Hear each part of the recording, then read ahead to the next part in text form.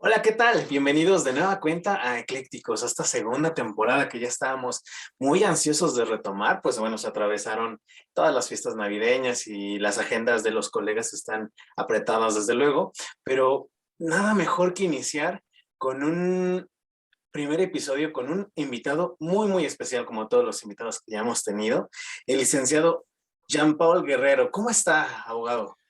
¿Qué tal? Muy buenas tardes, Ricardo, aquí saludándote a ti y a todo tu auditorio.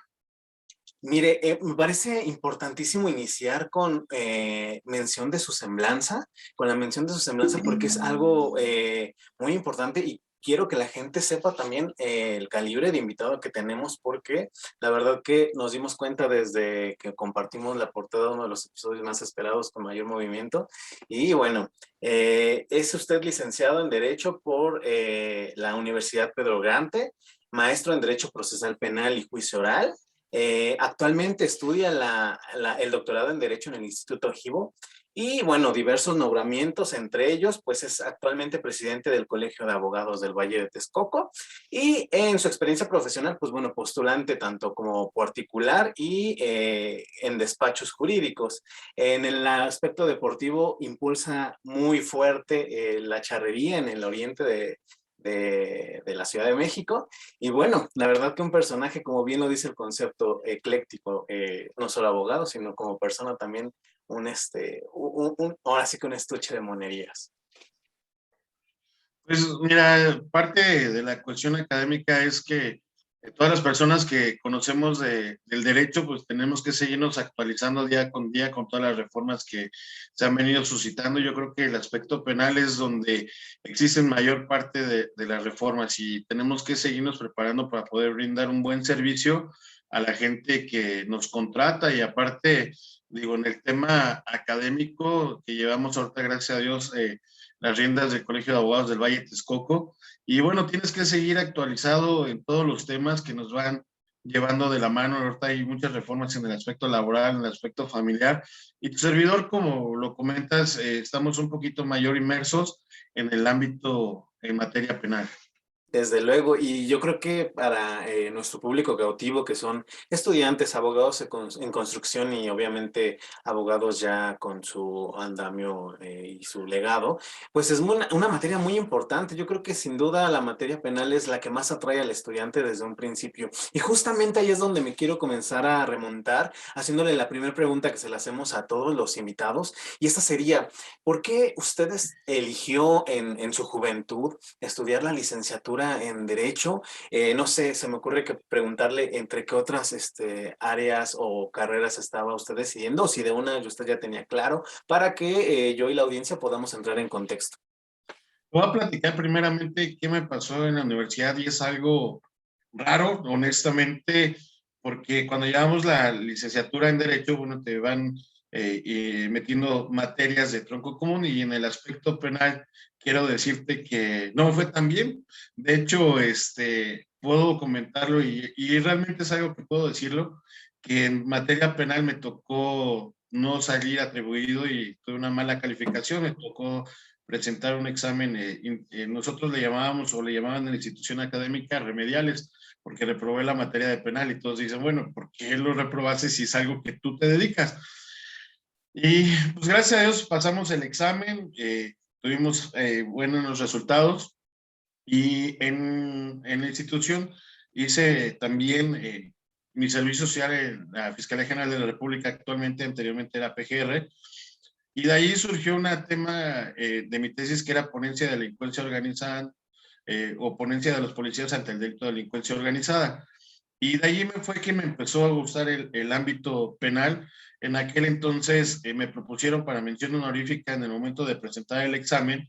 Y una vez que presento el examen, de ahí voy corriendo, voy siguiendo paso a paso y ya nos titulamos y de ahí fue que nos fuimos originando un poquito al ámbito penal por derivado del servicio social que realizaba, fueron encaminándome los asuntos, pero era un tema que me agradaba porque ya lo sabía manejar y de ahí fuimos consolidando. Estuve en un despacho donde manejaban el aspecto civil y familiar, también conozco del tema, lo llevamos algunos asuntos, pero en su mayoría son en el ámbito penal, que es lo que hasta ahorita tu servidor es lo que más ha llevado a cabo. Y a lo mejor, bueno, decías en el aspecto de los estudiantes y tocabas ese tema, por eso hacía énfasis en que no me vi beneficiado al concluir la carrera con esa materia, pero más sin en cambio seguí estudiando y repuntando.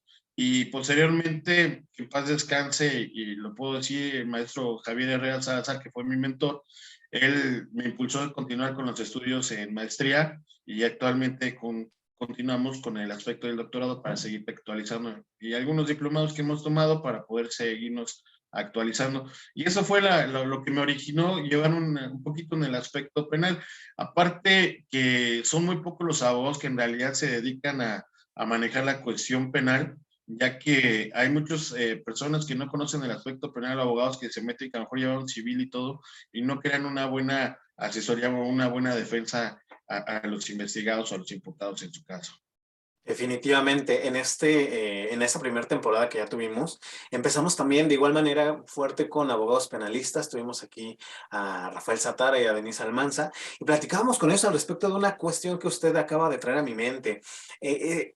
La poca profesionalización, si se me permite, porque creo que sería hasta un adjetivo más descalificativo, de repente ciertos abogados en materia penal, que yo creo que usted ha escuchado hablar de algunos, que bueno, podrán ser buenos maestros tal vez, porque son profesores tal vez en cierta institución, pero que se avientan a llevar asuntos y en audiencia son de verdad malísimos.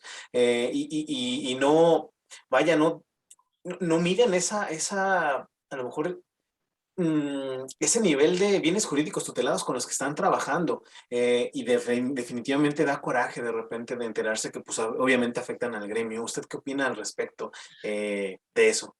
De hecho, a través del Colegio de Abogados de Olaya y Texcoco, lo que buscamos es la profesionalización de nuestra carrera, dignificarla. Pero Claro. sobre todo las cosas, nosotros hemos creado un esquema de que realizamos cursos con la modalidad ahorita en línea o talleres que hacemos en línea por la cuestión de la pandemia.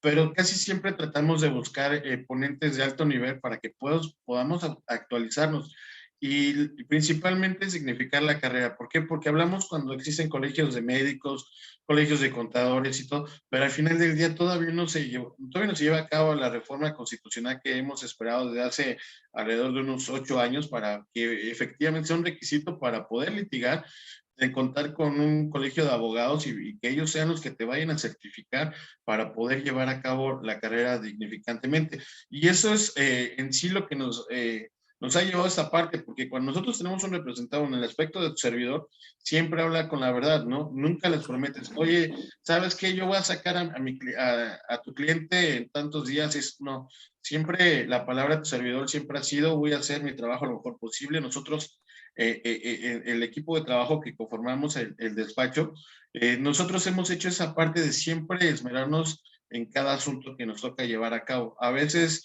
no salimos beneficiados con las resoluciones, pero tratamos de combatirlos con instancias como puede ser apelación, puede ser amparo, que son cuestiones que nosotros podemos seguir buscando y buscar el beneficio de nuestros representados. Pero esa es la parte que tu servidor cree que es la más importante, siempre hablar con la verdad con la gente y no promover cosas que a la larga no se pueden cumplir, ¿no? Cada persona o cada abogado es libre de predicar al final del día su trabajo, su labor, pero siempre es buscarlo con responsabilidad ante todo, ¿no? Definitivamente, sí lo sigo en ese sentido. Usted, de hecho, yo lo tengo considerado como un abogado digital, lo platicábamos fuera de cámara, porque a través de sus redes sociales procura compartir contenido de calidad gratuito, obviamente, para quien lo sigue, para sus seguidores, vaya. Y es muy constante cuando usted comparte cuando le ha ido bien en sus asuntos, no estamos aquí fuera de tal reclusorio, y eso es bien inspirador, sobre todo para la gente como nosotros que vamos empezando. Y hablábamos en otros episodios de este miedo que nos da a lo mejor de dar ese paso de 0 a 1, y yo creo que con gente como usted podemos como que encontrar, empatizar, o no sé cuál sea la palabra, para poder aventarnos al ruedo y al final construir nuestra propia carrera, ¿no? Fíjate que algo importante es que todos los abogados no conocemos la verdad absoluta. Es mentira que te diga que la persona o el abogado que te diga que conoce todo, en realidad no conocemos todo. nos tenemos que seguir preparando y así como tu servidor, cuando una estudiante, algún abogado se acerca para preguntarle, oye, ¿cómo puedo hacer en este asunto? Siempre he tratado de hacerlo de una manera libre y tratar de dar la opinión lo mejor posible. ¿Por qué? Porque al final del día todos fuimos abogados, todos estuvimos, también fuimos estudiantes y tenemos cierta especialidad, sí, pero también en la parte que tú comentas es dejar un legado, construir, esa es sobre todo la finalidad. Y en base a eso es que hemos tratado de seguirlo haciendo. Al igual yo te soy honesto, tengo algunos otros amigos que también conocen del ámbito jurídico y cuando tengo ciertas dudas también lo platico y lo comento con los asuntos, porque al final del día no tenemos la verdad absoluta, entonces tratamos de buscar también esas opiniones que al final del día te pueden ir cambiando la trascendencia de algún caso en concreto o en algún asunto que se pudiera llevar a cabo. Totalmente, sin duda un abogado siempre va a ser un eterno estudiante y con mayor razón en el ámbito penal, ¿no? Yo creo que ahí es donde más la actualización y la especialización es exigida, ¿no? Para llevar a cabo una buena función. Mira, hay algo que el día de hoy es un tema que yo quiero tratar, platicaba contigo detrás de cámara, platicaba y te comentaba, bueno, ¿por qué elijo el procedimiento abreviado el día de hoy para poder platicar? Eh, Realizando la cuestión de la práctica y lo que vamos enfatizando, el procedimiento abreviado siempre se habla que es potestad del imputado quien puede llevarlo a cabo. Pero en la práctica no sucede así. ¿Por qué? Porque el Ministerio Público es quien va a solicitar un procedimiento abreviado. Y eso lo encontramos en el sustento en el artículo 20, apartado A, fracción séptima de la Constitución Política de los Estados Unidos Mexicanos, en relación a los numerales 186 y 201 del Código Nacional de Procedimientos Penales. Y esto establece que el inculpado podrá realizar su terminación anticipada del procedimiento, pero quien lo va a solicitar es Ministerio Público. Y de allí entramos en esa cuestión de ese tema, porque para mí entonces no sería un derecho del imputado. ¿Por qué? Porque el imputado puede decir, ¿sabes qué? No me voy a enfrentar, yo ya sé que soy penalmente responsable o buscando algún dato de prueba, algún medio de prueba o alguna prueba en la etapa que le corresponda, pues no voy a alcanzar a obtener ese beneficio de una sentencia absolutoria o voy a obtener mi libertad o también el proceso que voy a llevar a cabo va a ser un poquito más largo y cuestiones de esa índole. Entonces, el que sigue teniendo aquí el monopolio es Ministerio Público. De ahí quiero remontar un poquito que en el Estado de México fuimos pioneros en el sistema acusatorio adversarial y oral, que bueno, ya actualmente ya no se lleva a cabo, únicamente es el sistema acusatorio y oral. Entonces, allí nosotros teníamos la misma figura que el procedimiento abreviado, pero te dejaban la potestad para que Ministerio Público, el imputado o la víctima pudiera proponer un procedimiento abreviado. En el caso del Código Nacional, la Constitución, actualmente nos limita en ese aspecto. Sí, Entonces, si partimos de ahí, de que el Ministerio Público es quien va a solicitarle al juez que se aperture un procedimiento abreviado, si yo, defensa, le solicito al Ministerio Público, le hago la propuesta, oye, ¿sabes qué? Vamos a llegar a un procedimiento abreviado. Pero de pronto la víctima te dice, no, no quiero llegar a un procedimiento abreviado. Se supone que todo debe estar fundado y motivado el por qué no quieren llegar a un procedimiento abreviado, pero muchas veces es a capricho de la capricho. víctima o Ministerio Público. O sea, ese es el aspecto de la disyuntiva que nosotros tenemos que denotar.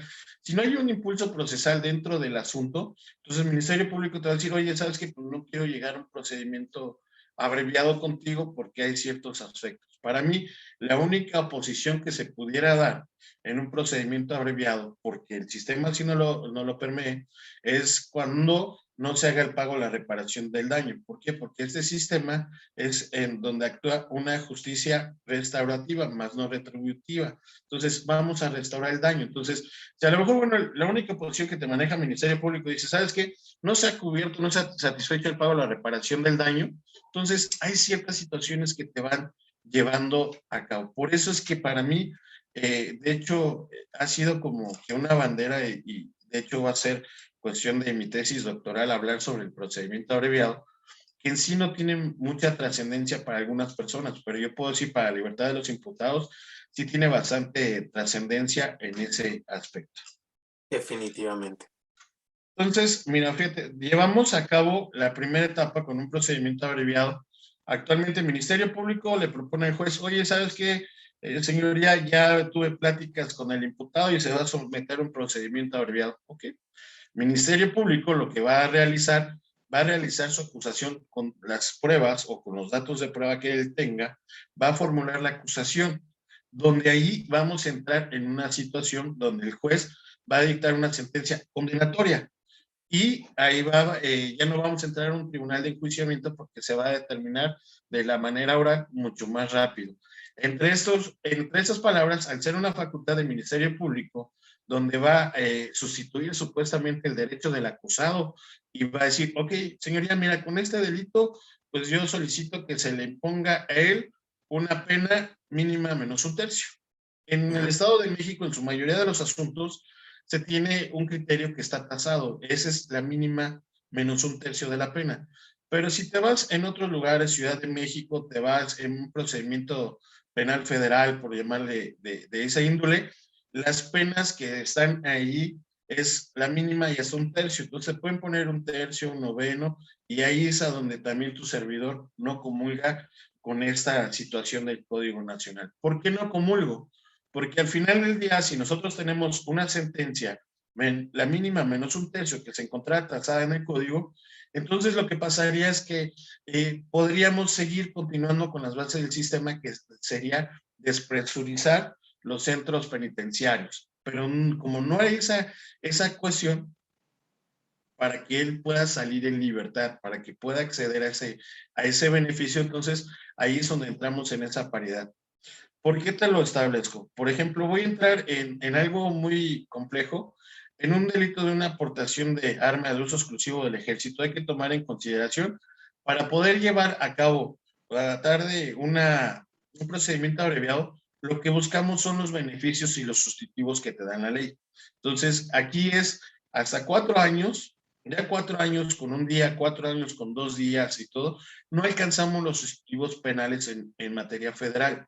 Entonces, al no alcanzar esos sustitutivos y beneficios, cuando, por ejemplo, actualmente hubo una reforma en el artículo 167 del Código Nacional de Procedimientos Penales, donde te establecen que la aportación de armas de uso exclusivo del ejército son delitos que se estipulan dentro del artículo 167 que ameritan prisión preventiva oficiosa. ¿Qué te digo con esto? Que si una persona la detienen con una aportación de arma de fuego, policía municipal, policía de Secretaría de Seguridad Ciudadana, policía federal, el que sea, lo pone a disposición de Ministerio Público Federal. Ministerio Público Federal tiene su término de 48 horas para poder determinar su situación jurídica del imputado. Termina sus términos las 48 horas, pone a disposición de un centro de justicia federal al investigado, y entonces sí, vamos a dar pie a la audiencia inicial, donde la primera etapa es un control de detención, damos continuidad a la audiencia inicial, vamos a llamarlo que te resuelven en 72, 144 horas en la misma audiencia, en el término que tú quieras decir. Vinculan a proceso a tu cliente, tu representado, el investigado. Entonces, una vez que lo vinculan a proceso, va a seguir llevando su investigación, pero dentro del Centro Preventivo y de Adaptación Social. Entonces, quiero decirte que, bueno, lo que buscas en este tipo de salidas, esta salida anticipada, pues es que tu cliente está afuera. Dice, hay algunos que sí te dicen, ¿sabes qué? Lo que yo quiero es buscar una sentencia absolutoria, porque al final del día estoy trabajando en una institución pública y demás, y entonces no puedo tener antecedentes penales. Pero hay gente que te dice, mira, ¿sabes, Kelly? La verdad, no me interesa yo tener antecedentes penales o no, porque eso es lo que te va a dar la conducta en un procedimiento de materia federal. Entonces, lo que busca uno es, ok, ya me lo vincularon a proceso. ¿Qué tengo? Tengo que accionar con el Ministerio Público, tengo que hacerle la solicitud al Ministerio Público para efecto de llevar a cabo un procedimiento abreviado. El Ministerio Público lo que hace actualmente, de acuerdo a su ley orgánica, es que tiene que solicitarle al fiscal general la autorización para llevar a cabo ese procedimiento abreviado, y ya ellos son los que te van a ofrecer la penalidad. Te pueden ofrecer la mínima menos un sexto, la mínima menos un noveno, pero ya allí alcanza o te permea de que sea inferior a 4 años la condena que le pueden establecer o la penalidad que le pueden establecer a tu representante. Entonces, ya buscamos esa situación. Posteriormente, ya que tienes esa parte esencial para un procedimiento abreviado, dice el Ministerio Público, oye, abogado, mira, ya tengo, esta es mi propuesta, 3 años, 6 meses, por llamarle de alguna forma, ¿no? 3 años, 6 meses. ¿Estás en la posibilidad de llevar un procedimiento abreviado? Sí, estoy en la posibilidad. Se solicita la audiencia ante el juez federal para llevar a cabo el procedimiento abreviado. El procedimiento abreviado en materia penal federal es mucho más fácil que un fuero común. En el primer rubro, el Ministerio Público formula su acusación, juez determina que efectivamente se sienten las bases, por llamarle de alguna forma coloquialmente. Uno es que el investigado le hagan saber sus derechos. Dos, que él admita la responsabilidad penal que se va a llevar a cabo ese procedimiento. Y tres, que efectivamente él va a admitir que él cometió el hecho delictuoso. No estoy diciendo que se declare confeso, nada más dice que admita la participación en ese hecho delictuoso. Admite la participación, el juez federal te dicta una sentencia. Pero ojo, amigos estudiantes, amigos abogados, cuando les toque llevar a cabo un procedimiento abreviado en materia federal, te establecen ciertos requisitos que debes de cumplir para que le otorguen los sustitutivos y beneficios al investigado, o en este caso al sentenciado. Para que él pueda llevar a cabo, por ejemplo, esa libertad de 3 años, 6 meses, te van a decir, ok, vas a pagar tu multa y vas a pagar tu conmutación. En materia federal, pagas únicamente la conmutación, la multa posteriormente tendrás que cubrirla en dado caso de que no cumplan con la conmutación de la pena. Ok, pero una dentro de las cuestiones que te habla en materia federal es que tendrán que estar yendo a firmar cada mes durante esa condena de 3 años, 6 meses. Te entregan un oficio, vas al centro, donde te están indicando, es en la Ciudad de México, vas a estar firmando y vas a continuar con tu condena, porque esa es la parte de la conmutación de la pena, que tú no salgas del país, que estés acudiendo a las firmas, ciertas cuestiones que son a criterio del juez. Pero ojo, aquí es donde entramos. Para poder llevar a cabo un abreviado y te puedan conceder los sustitutivos y los beneficios, necesitas acreditar el arraigo domiciliario del investigado o en este caso ya sentenciado. ¿Cómo lo acreditas? Exhibiendo comprobante de domicilio en el cual le corres traslado al ministerio. 2 testimoniales de personas que viven en el domicilio, los cuales van a acreditar que efectivamente tú tienes un arraigo domiciliario de tantos días, tantos meses. 3, en algunos asuntos también te pides que acrediten un arraigo laboral, que una vez que salga la persona del centro preventivo va a encontrar trabajo en la tienda de la esquina, en la panadería, expedir una carta donde hay una propuesta laboral donde te voy a permitir a ti que efectivamente puedas desempeñar el trabajo que tú puedas realizar. 4, que exhibas esos documentos, tienes que exhibir una carta de compromiso donde tú te obligas o donde el investigado más bien se obliga a cumplir con esa condena condicional que le fue otorgado y accediendo a ese beneficio. 5, una vez que te dicten la sentencia correspondiente, tendrás que hacer el pago de la conmutación de la pena que te haga, que te fije el juez, en este caso de control. Entonces, esos son los ciertos requisitos, pero aunado de eso, también tenemos que acreditar, lamentablemente, y ahí es donde entramos en otro tema más distinto, a ver si nos alcanzamos a tomar, es que no haya tenido antecedentes penales el investigado.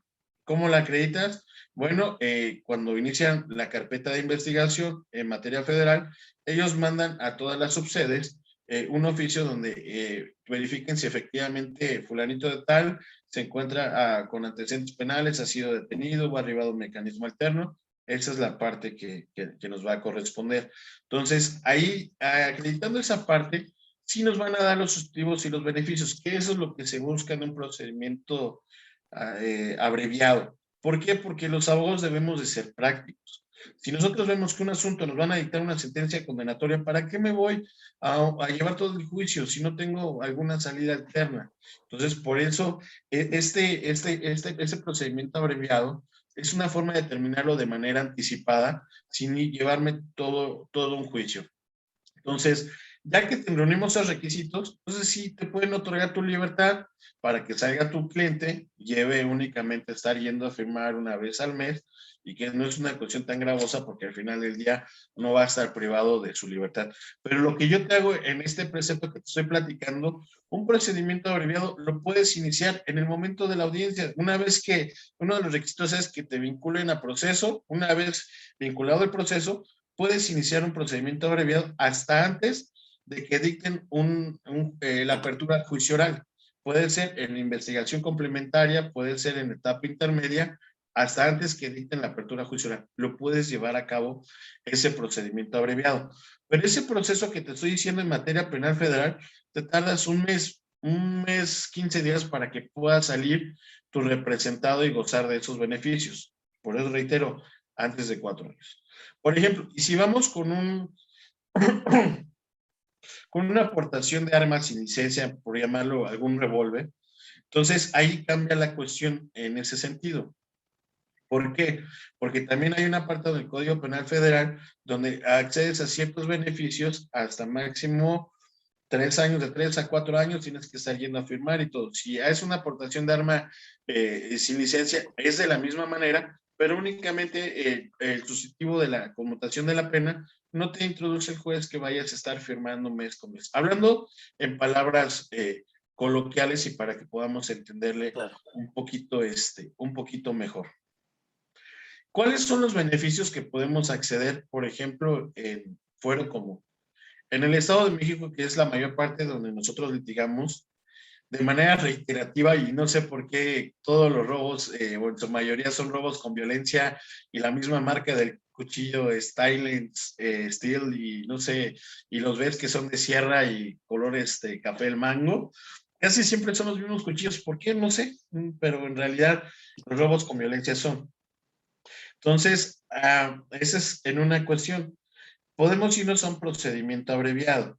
Actualmente hay con la ley de amnistía que lo alcanzas, entonces en lugar de irme al abreviado me voy a una aplicación de ley de amnistía. Pero por ejemplo, un robo con violencia, cuando participa un arma de fuego, la fracción primera, la penalidad mínima son 8 años, la máxima son 15 años. Entonces dices, bueno, me voy a llevar el proceso, pero la víctima está muy insistente, la víctima tiene su asesor judicial y está muy inmersa en el asunto. Entonces, pues, no me interesa irme a un juicio oral. ¿Por qué? Porque sé que va a salir mi cliente con una sentencia Claro. condenatoria y entonces me voy a un procedimiento abreviado. ¿De qué manera funciona? En ese sentido, mira, cuando se recupera el objeto robado, lo puedes solicitar, vinculan al proceso a tu representado en la misma audiencia.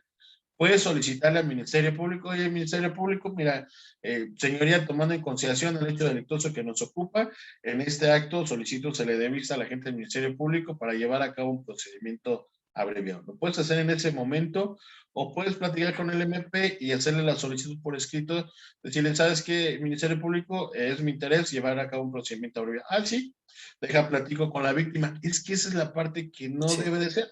Déjame platicar con la víctima para ver si estamos en posibilidad de llevar a cabo un procedimiento abreviado. Ah, sí, está de acuerdo la víctima. Ok. Le van a dictar una sentencia condenatoria. En fuero común son 5 años para que se den los beneficios de la conmutación de la pena. Pero en ese sentido, si hablamos que una sentencia mínima en robo con violencia en la fracción primera, la mínima son 8 años. Entonces, si te aplican la mínima menos un tercio, vienes alcanzando, creo que son 5 años, 6 meses, 5 años, 8 meses, una cuestión así.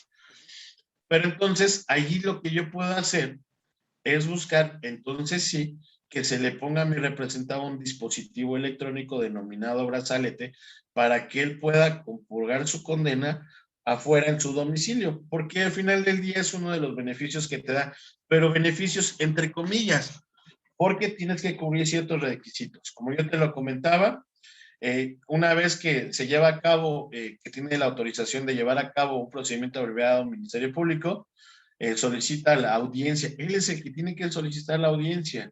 Él solicita la audiencia ante el juez de control y dice, oye, ¿sabes qué, señoría? Ya tengo aquí mi procedimiento abreviado, ya tengo mi acusación, por lo cual solicito se me permita realizar, formular la acusación al imputado. ¿Ok? Fórmula acusación, le dicen, a ver, déjame, juez, déjame checar que se cumplen los requisitos establecidos en el artículo 201 de 202 del Código Nacional de Procedimientos Penales, donde le solicitan al imputado, al investigado en este caso, su reconocimiento de la participación del hecho delictuoso, si él está consciente y él da su consentimiento para llevar a cabo un procedimiento abreviado y que se culmen todos los requisitos que se establecen, ¿no? Posteriormente, le dan el uso de la voz al abogado, él realizará la exposición pertinente donde nosotros tendremos que solicitar se le apliquen los sustitutivos o los beneficios a mi representado, en este caso el sustitutivo de pena hay que solicitarlo debidamente, y donde nosotros vamos a hacer mención que tomando el hecho delictuoso que nos ocupa, se permite que se lleve a cabo, porque así no lo establece nuestra legislación penal, que se permita el tener su sentencia, sí, pero que tenga a través de un dispositivo de localización electrónica, que es el brazalete, donde él pueda seguir teniéndolo, pero va a tener ciertas restricciones para que él pueda gozar de su libertad. Entonces, sí tenemos que buscar la forma de que se le aplique. Una vez que se le dicta la sentencia, te fijan también aquí una multa, una conmutación de la pena, y una vez que te fijan la multa y la conmutación de la pena, entonces ahí en ese sentido tendríamos que, una vez que se le aplica la multa y la conmutación de la pena, en ese sentido tendríamos que hacer el expediente, lo van a pasar con el juez de ejecución de penas. Entonces ya nosotros nos tendremos que apersonar con el juez de ejecución de penas y tendremos que hacer el pago de la reparación del daño.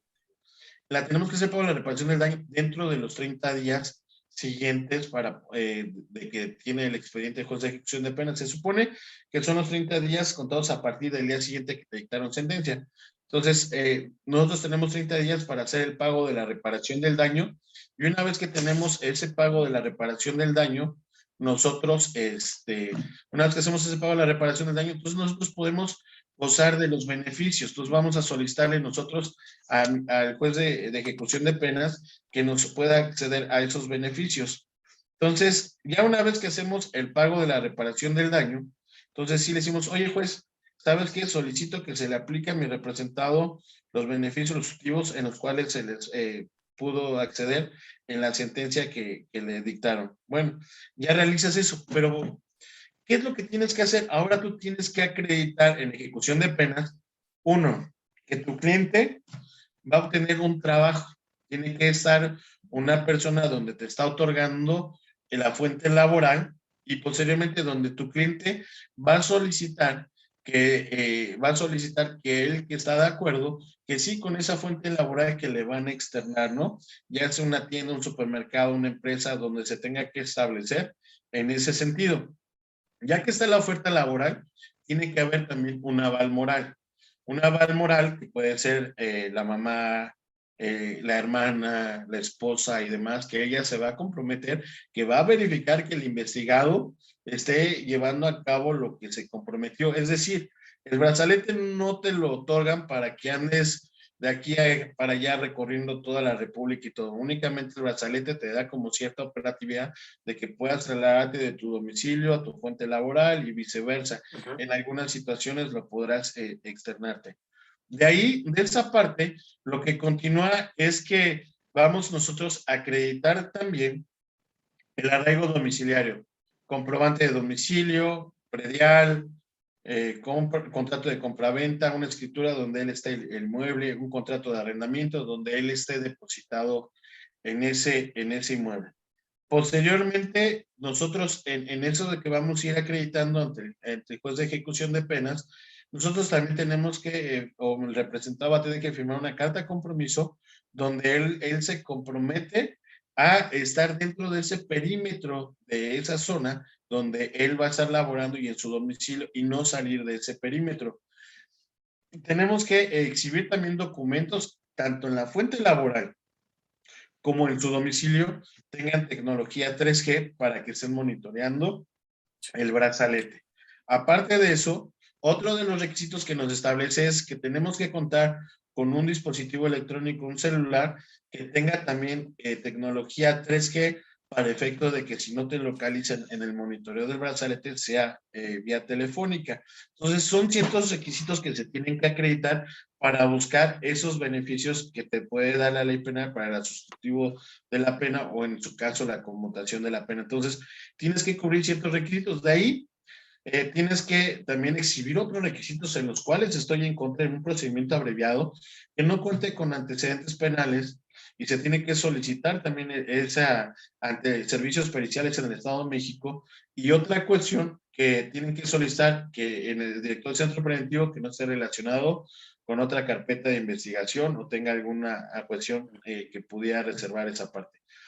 Ya que se cumplen esos requisitos, entonces sí, el juez dice, bueno, se admite la solicitud que está realizando, pero voy a girar primero un oficio al, al centro de monitoreo para efecto de que ellos verifiquen que efectivamente los requisitos que te estoy solicitando tengas en los dispositivos electrónicos y tengas también la parte de ese dispositivo electrónico, pero también tengas la oportunidad de que tenga Wi-Fi los lugares que tú estás manifestando donde vas a encontrarte.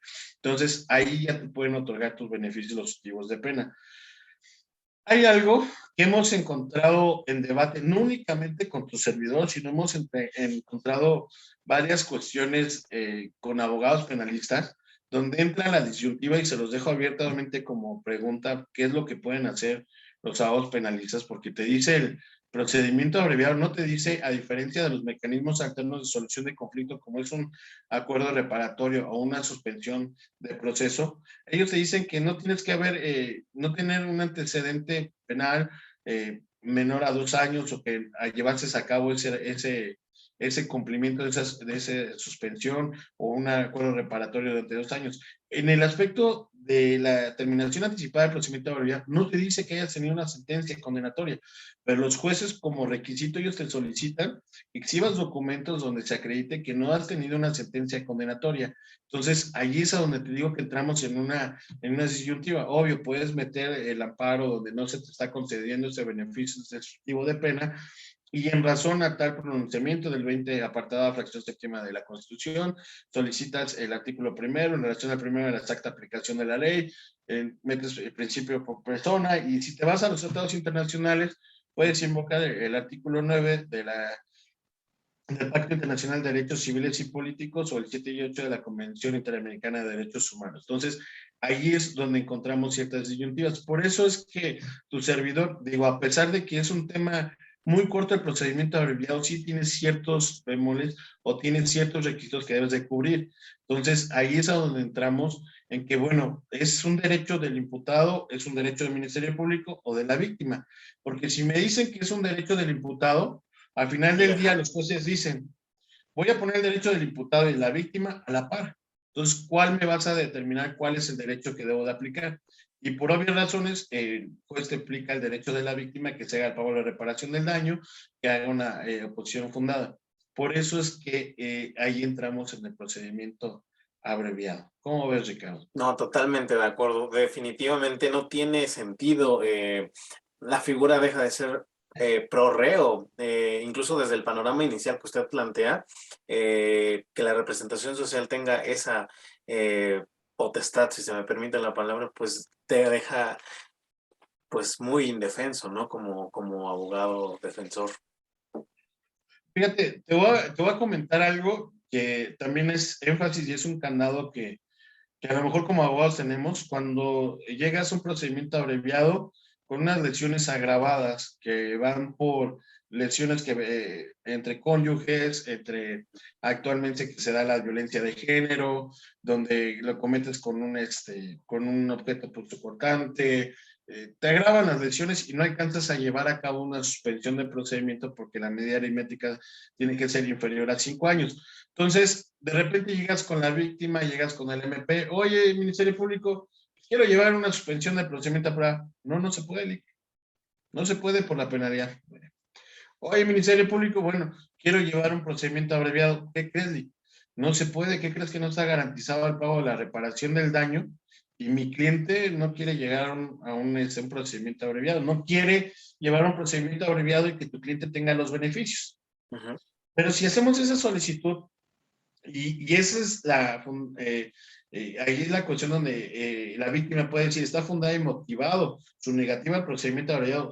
No se ha cuantificado la reparación del daño a este estadio procesal. Pero hay que recordar que una vez que se vincula el proceso a tu cliente, nosotros tenemos una etapa de cierre de investigación. Nos pusimos de acuerdo, Ministerio Público y servidor, quedamos en 2 meses. Pero bueno, tanto la persistencia que existe de la víctima para acreditar ciertas conductas, entonces, hablas con tu cliente y dices, mira, si nos vamos a un proceso, podemos acreditar esta parte, buscar una sentencia absolutoria, pero hay ciertos riesgos. Y si nos vamos a un procedimiento abreviado, podemos terminarlo, tienes tu sentencia condenatoria, pero finalmente vas a alcanzar tus beneficios, los sustitutivos de pena, y eso te va a servir para ti. Entonces dice mi cliente, ¿sabes qué? Me voy al procedimiento abreviado.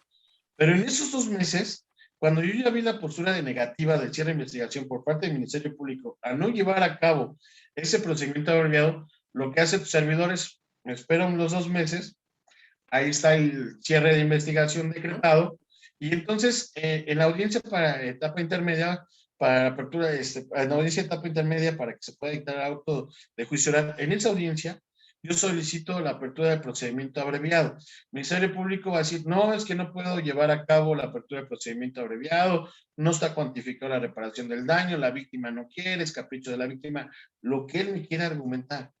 Entonces, ahí sí entra los argumentos de tu servidor y dice, a ver, señoría, todo acto debe estar fundado y motivado. En el caso que nos ocupa, no está fundado y motivado por parte del Ministerio Público. ¿Por qué? Porque él ya tuvo 2 meses para acreditar la reparación del daño, el pago de la reparación del daño. Entonces, la única posición que podría estar fundada para llevar a cabo un procedimiento abreviado es que no se haya cuantificado la reparación del daño, pero tú ya tuviste tu oportunidad.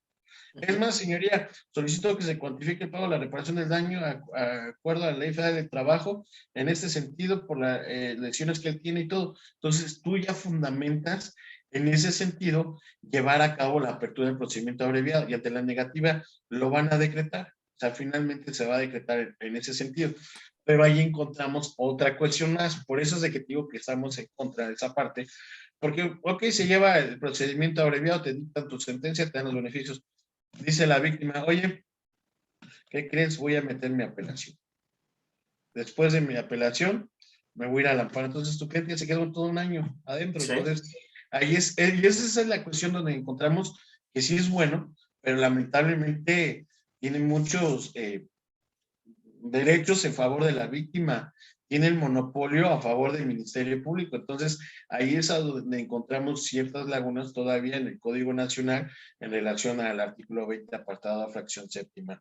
Por eso es que este procedimiento abreviado, si bien es cierto, sí se debe de llevar a cabo, sí se debe llevar a cabo, pero también hay muchas piedritas en el camino que te vas encontrando. Entonces, ese es más o menos así como se lleva un procedimiento abreviado. Fíjate que te hago énfasis al procedimiento abreviado, es terminación anticipada. ¿Por qué? Porque tienes una sentencia, porque se termina el asunto, pero haces una sentencia condenatoria. A diferencia de una suspensión de proceso, un acuerdo reparatorio, son mecanismos alternos de solución de conflictos. Muchos autores dicen, es que es lo mismo. No es lo mismo. En razón a que al final del día, aquí se tienen las consecuencias, que es una sentencia condenatoria, donde te va a generar un antecedente penal, donde ya va a ser evidenciado donde tú cometiste un hecho delictuoso y que te va a aparecer toda la vida, porque inclusive esta plataforma México. Entonces, ahí te aparece cuando te hacen una búsqueda, mira, me votó que fulanito tal en tal fecha tuvo esta condena, tuvo eso. Entonces, ahí encontramos ciertos aspectos que no son tan fáciles como te los comenta la Constitución. ¿Es muy fácil el procedimiento abreviado? Sí, siempre y cuando esté de acuerdo con el Ministerio Público y con la víctima. Si no estás de acuerdo, ¿de qué manera aperturas un procedimiento abreviado? Pues con las condiciones que a lo mejor te he comentado. Y el procedimiento abreviado, te puedo decir, los beneficios sustitutivos te los da el procedimiento abreviado en delitos que no tengan o que alcancen la penalidad que te estoy diciendo inferior a 4 años, o bien en materia fuero común son 5 años, y en el procedimiento abreviado, también en el artículo 167, y aparte, si nos remontamos a nuestra ley adjetiva de la materia, donde te establece los beneficios sustitutivos, se determinan ciertos delitos. Los tipos de beneficios que a lo mejor un abuso sexual en agravio de menor sí lo puedes acceder, pero un delito de violación no vas a poder acceder a esos beneficios, a esos sustitutivos. Pero, por ejemplo, si vamos a un delito mayor que es un homicidio y que para donde te hagas sabes que vas a tener una sentencia condenatoria, puedes acceder a ese procedimiento abreviado. Te van a dictar tu sentencia fuero común, la mínima menos un tercio, que es esa tasa, pero no te van a otorgar los sustitutivos y ni la conmutación de la pena y demás. Entonces, no te van a otorgar beneficios sustitutivos y conmutación de la pena. No te los van a otorgar, pero más sin en cambio, sí podrás buscar una penalidad. Si tu penalidad mínima en el homicidio, dependiendo la situación que sea, son 15 años, te van a dictar 10 años, entonces ahí es a donde al final del día dices, bueno, son 5 años que le voy a quitar a mi cliente y todo, pero también es posición del investigado acceder o no a ese procedimiento abreviado, porque si lo acciona el Ministerio Público y el investigador dice, yo no quiero un abreviado, no lo llevas a cabo. Justamente, Es y esa es, perdóneme, y esa es justo la segunda pregunta que le iba a hacer. Digo, amén de que continuó usted la idea que le interrumpí, una disculpa. ¿En la práctica usted se ha enfrentado a esa situación? O sea, anecdóticamente, sin tal vez obviamente dar nombres ni nada, ¿cuál ha sido como ese asunto donde esa parte medular que usted ha estado atacando ha sido compleja y la ha sabido llevar? ¿Qué crees que, mira, fíjate, sí me ha tocado en asuntos donde hablas con tu cliente y todo, se va a aperturar el procedimiento abreviado ya cuando va a dictar el auto del juez en audiencia de apertura del procedimiento abreviado, y dice el cliente, no, yo ya no estoy de acuerdo, no quiero llevar a cabo el procedimiento abreviado. No lo puedes obligar. Entonces, sí, se cancela la audiencia, platicas con tu cliente cuáles son los aspectos que se pueden llevar. Y eso me pasó con un fraude, donde finalmente las penalidades y todo sí le alcanzaban a mi cliente, tendría que ser pago la reparación del daño, pero la víctima no quería llevar a cabo un reparatorio, no quería llevar a cabo una suspensión de procedimiento a prueba, no lo quería llevar por la cuestión de la víctima, por el pago de la reparación del daño, y había mucha oposición. Entonces dije, vamos a un abreviado.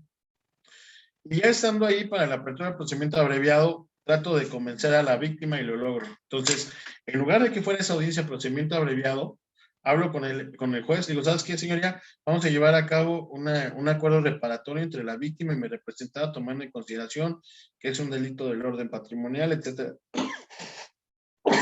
etcétera, etcétera, y llevamos a cabo el procedimiento abreviado. También ahí en esa postura sí también se ha llevado a cabo en la práctica.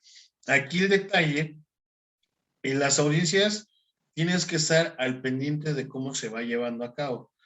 Platicando ahorita lo que hemos hecho en términos coloquiales para los estudiantes el día de hoy, para mí todo este asunto es como un ajedrez. De repente se mueve una pieza, tú tienes que mover otra, tienes que cambiar y tienes que atacar, tienes que defender. Todas esas posturas las tienes que llevar a cabo. Entonces, de esa manera es como vas viendo y sigo. Sí hay, inclusive de mis clientes han dicho, ¿sabes qué? No llevo. Y por más que tú le hiciste, oye, es que vamos a irnos a una sentencia condenatoria. ¿Por qué? Porque no nos va a favorecer este medio de prueba o prueba que se va a convertir en juicio oral o prueba o dato de prueba, como tú le quieras llamar. En ese momento, entonces ahí es a donde le explicas a tu cliente y tu cliente dice, ¿sabes qué? No, yo no quiero. Yo soy inocente, yo no cometí la conducta, vámonos a un juicio oral. Pues ya es a voluntad también del imputado, ¿no? Definitivamente. Sí, de hecho yo, como estudiante, como pasante, también he escuchado esa situación donde no sé si la palabra sea orgullo o ego, digo, al final, yo creo, tendríamos que estar ahí, ¿no? Para juzgar, pero yo creo que la libertad vale, lo vale, ¿no? Digo, pero ahí es cuestión, como usted dice, de cada asunto en particular, ¿no? Sí, efectivamente. Entonces lo que siempre te decía desde un inicio, pues hay que hablar con los clientes con la verdad y la honestidad más probable para Totalmente. efecto de que ellos tengan que decidir en cuál es la disputa. Entonces, es así como haciendo la plática le encontramos ahí en el procedimiento abreviado cuáles son los bemoles, cuáles no son, cómo lo debes de llevar a cabo. digo, para cada caso en concreto hay que estudiarlos. Hay delitos que, inclusive, fíjate, hay que diferenciar y los ciertos beneficios. A mí me tocó, me trajeron un expediente en donde la posesión simple de marihuana, cannabis sativa, como normalmente se le denomina posesión simple de narcótico, alcanzaba sobre las tablas. La penalidad era inferior a entre su media aritmética 5 años, y de repente un defensor público le dice, no, ¿sabes qué?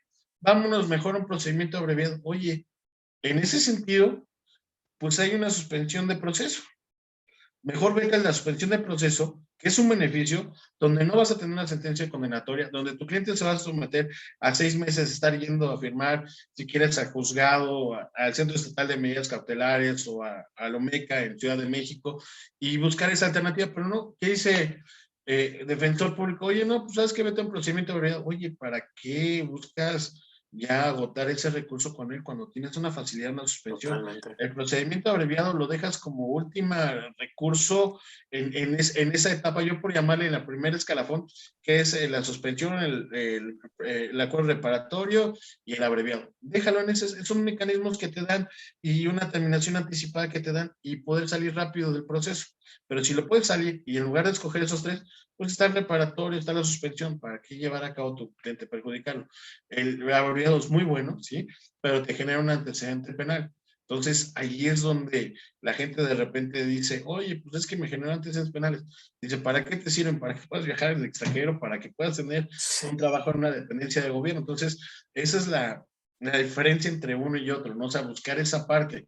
¿Por qué? Porque al final ya vas a perjudicar a tu cliente, vas a tener una sentencia condenatoria, y si no cumple con esa sentencia, bueno, lo vas a privar de la libertad porque van a solicitar una represión. Entonces, hay ciertas cuestiones que tienes que ir jugando con los aspectos jurídicos, pero siempre en favor de tus representados, ¿no? Totalmente, nunca mejor dicho, usted lo mencionaba un diálogo anterior, es un juego de ajedrez donde justamente cada movimiento es preciso y donde, sí, lo hemos platicado en este podcast, uno no cobra el conocimiento, ese se comparte, lo que uno cobra es la estrategia, totalmente, ¿no? Así es, por eso es de que dicen, oye, pero sí es bien fácil, si yo te cobro 2 pesos por ese, oye, pues estaba bien fácil, pues sí, pero yo te estoy cobrando lo que es la parte del conocimiento, ¿no? Totalmente, la estrategia. Entonces, entonces, esa parte, no sé si a lo mejor sí nos queda claro en el procedimiento abreviado, para qué nos sirve, para qué nos va a abastecer y por qué nos va, para cuál es la funcionalidad de un Totalmente. procedimiento abreviado, ¿no? Y más que claro, de verdad yo aplaudirle y en nombre de la audiencia agradecerle que en palabras básicas, palabras entendibles, nos habló usted de un concepto tan importante en materia penal, en el sistema penal acusatorio, y lo desmenuzó usted también de una manera de verdad magistral. De verdad que lo hemos dicho en otros episodios también. A veces uno aprende más en una charla como esta que en 2 o 3 horas de cátedra en la escuela.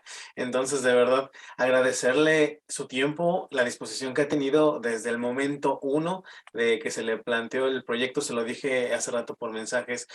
Fue de las primeras personas que era un sueño tenerlas aquí en este proyecto y de verdad que le agradecemos muchísimo toda la disposición, como ya mencionamos, que ha tenido.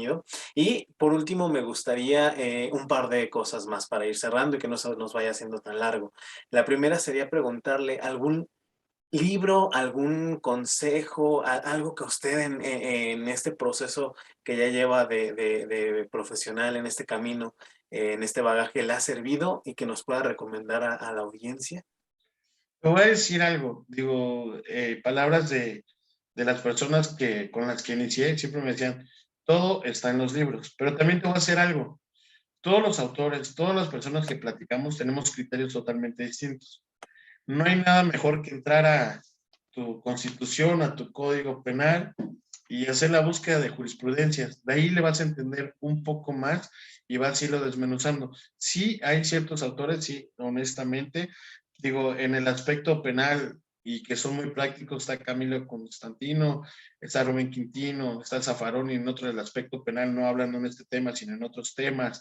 O sea, sí podemos hablar de ciertos autores que nos pueden apoyar, nos pueden ayudar, el magistrado Miguel Ángel Aguilar. O sea, sí nos podemos guiar sobre muchos autores, te puedo hablar 1000 autores, pero en realidad, para mí no hay nada mejor que el mismo Código Nacional, que el Código Penal, que la Constitución y las jurisprudencias. ¿Por qué? Porque las jurisprudencias te van a subsanar las lagunas que están en nuestra ley, pero son también de manera orientativa, porque hay veces que hay una jurisprudencia de la contradicción de tesis y ahí entramos en ciertos aspectos que, pues, si lo seguimos platicando, nunca vamos a entrar. Pero para mí, lo mejor es en ese sentido, ¿no? Y buscar, yo te puedo decir que busquen eh, artículos en revistas en específico, pero de litigantes. ¿Por qué? Porque los litigantes somos los que estamos metidos día a día en este luchar, en esta batalla. Somos los que estamos metidos. Entonces, ahí te vas a encontrar las cuestiones prácticas, las cuestiones que nos van a ir sirviendo a todos, ¿no? Totalmente. Yo a esa básica que usted dijo, yo le añadiría el manual del justiciable, que de repente puede ser todavía una... Encontrarlo, porque creo que ya en físico ya no está, pero de hecho a la audiencia, el que lo quiera, por ahí lo tenemos en PDF.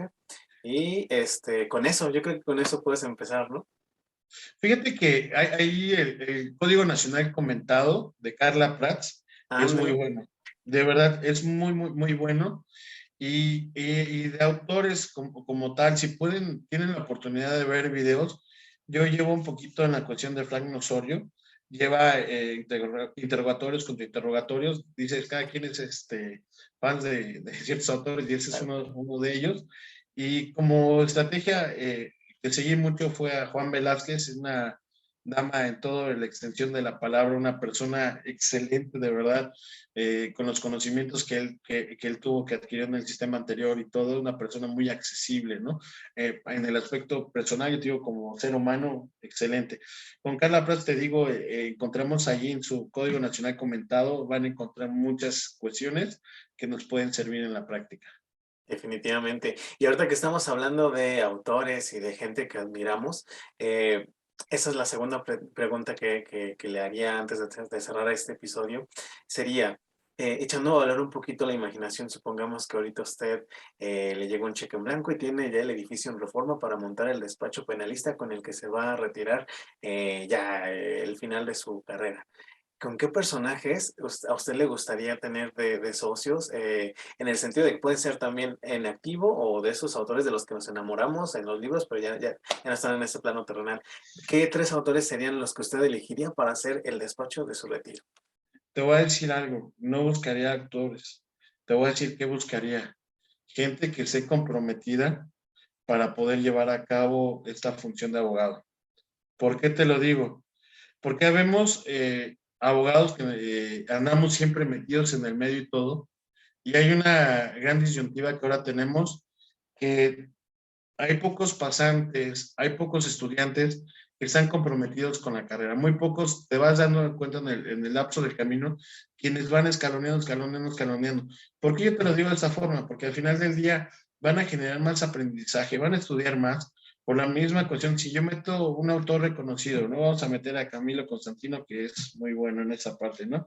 Voy a meterlo, pero él tiene muchas actividades. Por ejemplo, él ahorita está en la Ciudad de México trabajando por la Procuraduría General de Justicia de la Ciudad de México, pero también ellos, cuando fue litigante, pues tienen otros aspectos, tienen otros despachos, tienen otras situaciones, que a lo mejor a